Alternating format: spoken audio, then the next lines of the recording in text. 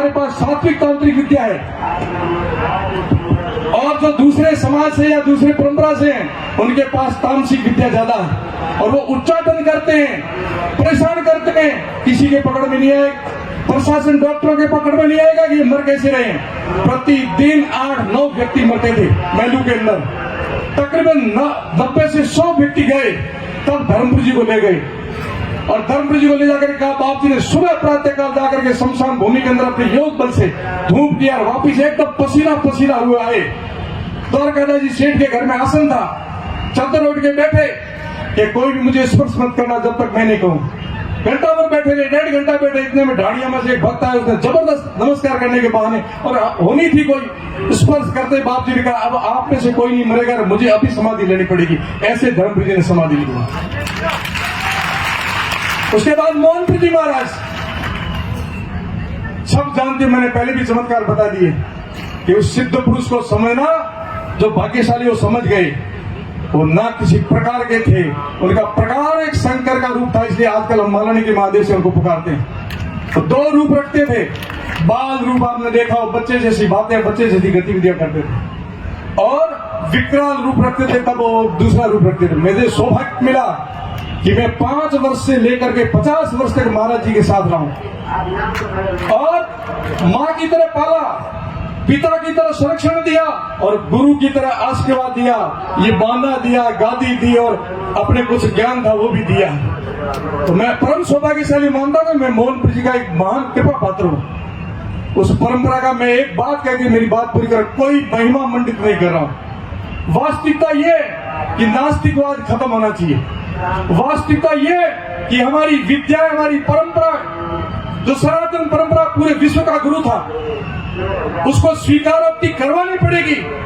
हम महान हैं, हम श्रेष्ठ हैं, इसमें कोई दो राय नहीं है, परंतु हमें स्वीकार करना पड़ेगा कि हमारा धर्म श्रेष्ठ है, हमारे संस्कार श्रेष्ठ हैं, हमारे संत श्रेष्ठ हैं, हमारी परंपराएं श्रेष्ठ हैं। ये घरों में से निकलनी नहीं चाहिए, ये हमारी पीड़ा है, ये हमारा जन्म सिद्ध अधिकार भी है, और ये हमारा काम भी है।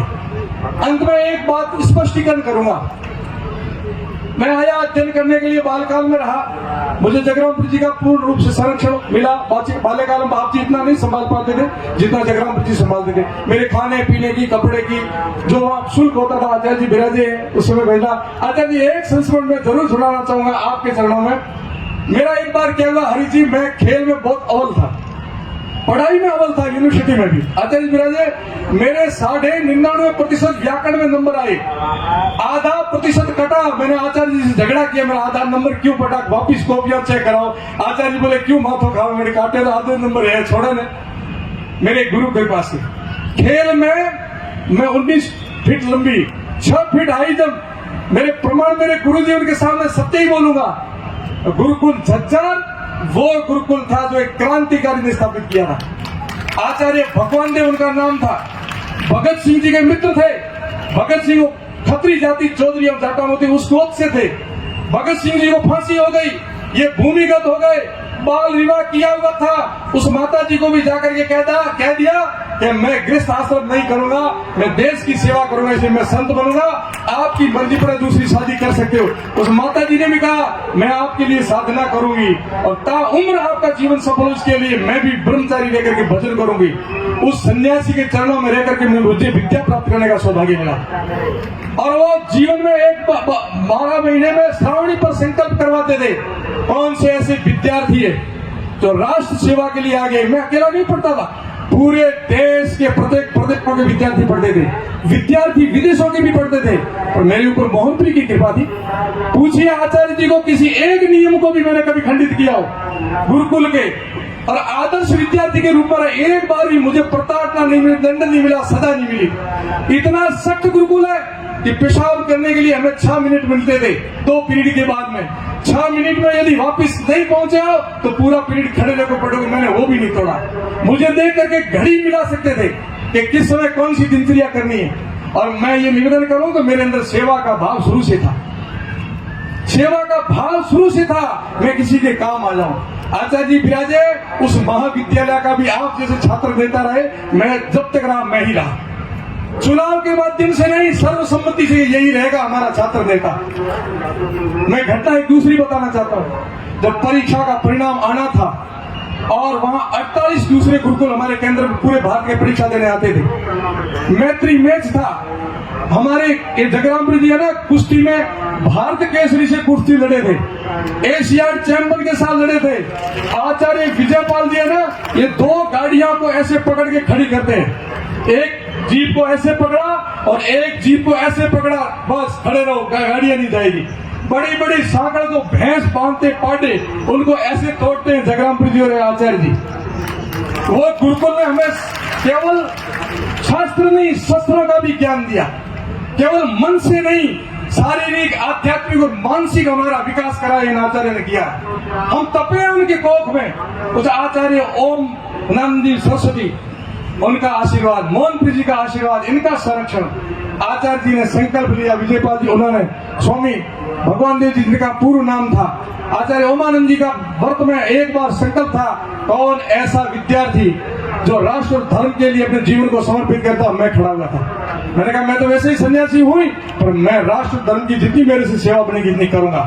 जिस माध्यम से मुझे मिलेगी, मुझे सीआईडी बना करके पाकिस्तान में भेजोगे ना तो भी मैं धर्म का प्रचार करूंगा, मुझे पोखरण में भेजोगे ना तो भी मैं धर्म के लिए गया हूं, राष्ट्र के लिए गया।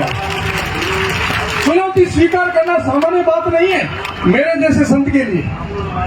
संत परंपरा, तारा मठ की परंपरा, मेहनत गद्दी, कितना मुझे झेलना पड़ता है राजनीतिक जीवन में। क्या मान अपमान, हानि, लाभ, सुख दुख, क्यों एमएलए बनना था तो मैं यही लड़ लेता, कहीं यही लड़ लेता।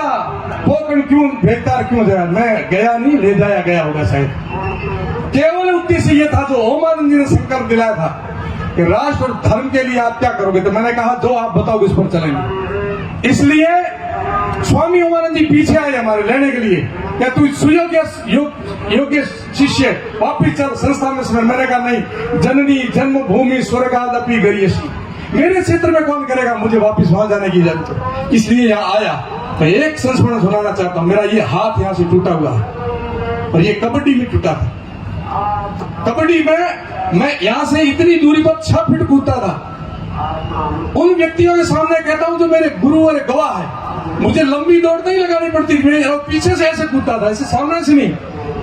कबड्डी की टीम बनाई, गुरुकुल झज्जर की टीम का मैं कप्तान था और 48 गुरुकुलों की एक टीम बनाई। मेरे अंदर उस समय किशोर अवस्था थी, होता अहंकार। मैंने कहा इनको पता नहीं मैं कितना कूदता हूँ। मैंने पहली रेड डाली, मैंने कहा इनको मैं प्रलोभन दूंगा, मैं लास्ट लाइन का मतलब जरूर टच लाइन पर आएंगे। वही हुआ, मैं लास्ट लाइन के 7 खिलाड़ी ऐसे आए। मेरी योजना थी मैं ऊपर से कूदूंगा, 3-4 के हाथ लगा दिए, टच लाइन करूंगा। जैसे मैं कूदा, उन्होंने चैन बना करके हाथ ऊपर कर दिए।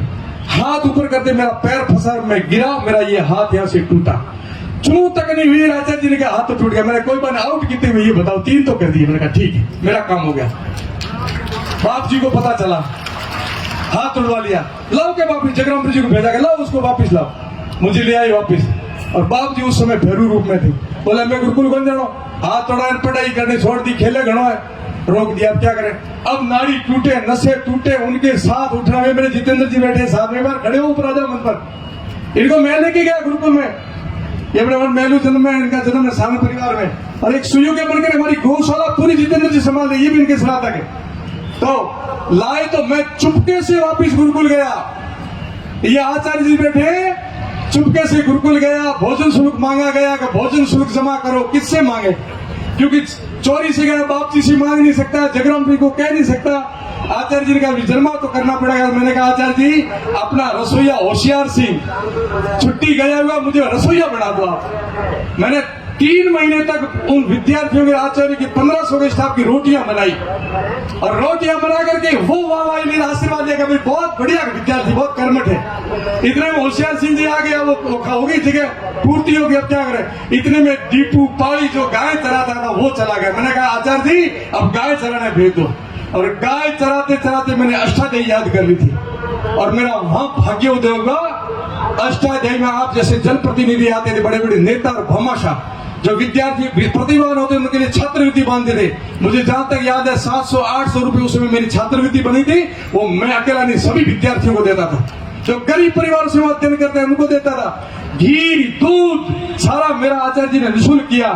ऐसी विद्या जन करके यहाँ आया हूँ, आपका आशीर्वाद लेके आया हूँ। मोहनपुरी जी की कृपा पात्र है। केवल जीवन का उद्देश्य यही है, एकदम राष्ट्र इधर न ममा, न पद की भूख है न पैसे की भूख है, एक ही चाहना है कि कहीं न कहीं ये शरीर काम आ जाए। दर्द और पीड़ा हुई, मैं जब निकला भारत भ्रमण करने के लिए, एक बार पूरा भारत भ्रमण करूंगा और उसके बाद में जाकर के अपना काम करूंगा। तो दक्षिण भारत में गया, पूर्वोत्तर में, तो वहां चर्चें ज्यादा देखी और मंदिर कम देखे। दक्षिण भारत में आया तो क्षेत्रवाद हावी देखा, हिंदी पर काली पोची हुई देखी। बीच के भाग में आया तो अराजकता देखी, और दुर्भाग्य ये कि मेरी जन्मभूमि में आया, मैंने कल्पना नहीं की थी। लाल साहब भी कह रहे थे कि जब मैं नवोदय विद्यालय में पढ़ के आया तो मुझे पता नहीं था कि जाति क्या होती है। ऐसे गुरुकुल से पढ़ के हम लोग आए तो हमें यही पता नहीं थी जातियां अलग होती है क्या। और जब यहाँ आके देखा तो सबसे ज्यादा झटका लगा हमारी जात की। पहला प्रश्न यही उठता है कि तेरी जात क्या है। अरे हमने तो जात को खत्म कर दिया। आपकी जातों को भी हम ये नहीं कहते, आपकी जातों का सम्मान करते हैं, परंतु दूसरी जात का बहिष्कार या उसके तिरस्कार नहीं करना, ये भी आपको उपदेश देते हैं। आकर के वो काम करने का मैंने पीड़ा उठाया था गुरुजी मोहन जी के सामने। तारातरा मठ वो परंपरा का प्राचीन मठ है और ऐतिहासिक मठ है, कोई सामान्य नहीं है। परंतु आप जाओगे वहां अंदर तो भोजन के लिए आपको कोई नहीं पूछेगा कि यहाँ कौन भोजन कराने वाला और कौन करने वाला, सबको एक साथ भोजन कराते हैं। राजनीतिक दृष्टि से नहीं, नेता दृष्टि से नहीं, केवल मेरे उद्देश्य की पूर्ति के लिए कि मेरा कर्तव्य बनता है, मेरा धर्म बनता है, मैं नहीं करूंगा तो और कौन करेगा। हमारे धर्म स्थान है, ये एक प्रकार से सामंजस्य के स्थान है, ये समन्वय के स्थान है। इनको नशे के अड्डे बना दिए, छुआछूत के अड्डे बना दिए, धर्म का प्रचार कैसे करेंगे हम लोग।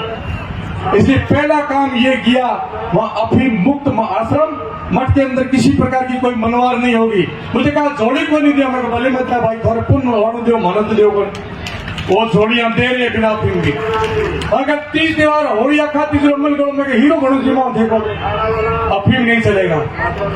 ये संकल्प लेकर के आपके बीच में आया, मुझे कोई चाहना नहीं, आपका प्रेम मिले, आपका आशीर्वाद मिले, मुझे समझे, मैं आपको समझू, आप सब हम अपने वेद की वो ऋचा याद रखें। बाकी कुछ ऐसी बातें मैं नहीं कह पाऊंगा, गुरु की कृपा है। इस वचन से तारात्रा की परंपरा से कुछ ऐसी घटनाएं भी हुई है जो ना होनी थी, विज्ञान भी नहीं मानता, परंतु जब होती है प्रत्यक्ष प्रमाण, आई विटनेस से बड़ा कोई प्रमाण नहीं है।